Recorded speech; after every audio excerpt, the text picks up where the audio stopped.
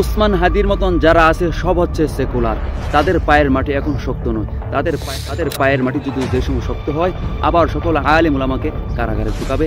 এর আগে আমাদেরকে জেগে উঠতে হবে, বুঝতে হবে। আমার ভিডিওর স্ক্রিনে ভিডিওটা দেখুন, তারপর কিছু কথা বলে শেষ করবো। ভিডিও দেখুন।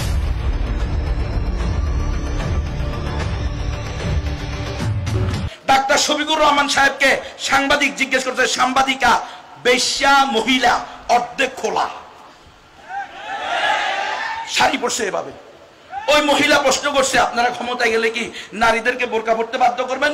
উনি বলছেন, না, আমরা নারীদেরকে পোশাকের স্বাধীনতা দিব, যার মন চায় বোরকা পরবে, যার মন চায় বোরকা পরবে না। এটা কি ইসলাম?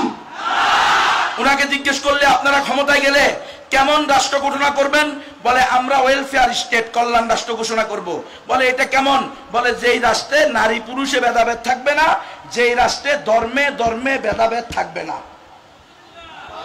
এই মুসলমান, এটার নামই তো নাস্তিকতা, এটার নামই তো সেকুলারিজম।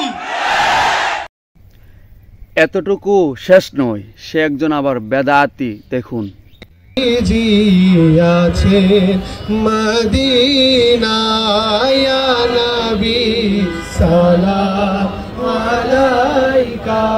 মহানবী সাল্লাল্লাহু আলাইহি ওয়াসাল্লামের সম্মানে মিলাদ পড়ছেন বেশ কিছু মানুষ।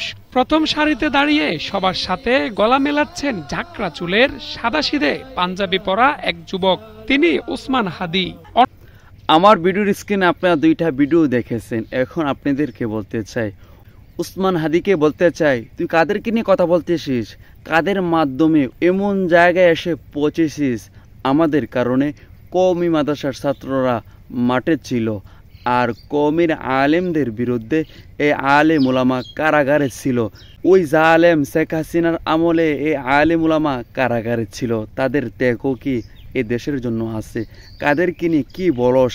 এই আলেম উলামা কুরআন হাদিসের কথা বলে, কুরআন হাদিসের সঠিক ব্যাখ্যা করে, যেটা সঠিক সেটা বলতেছে।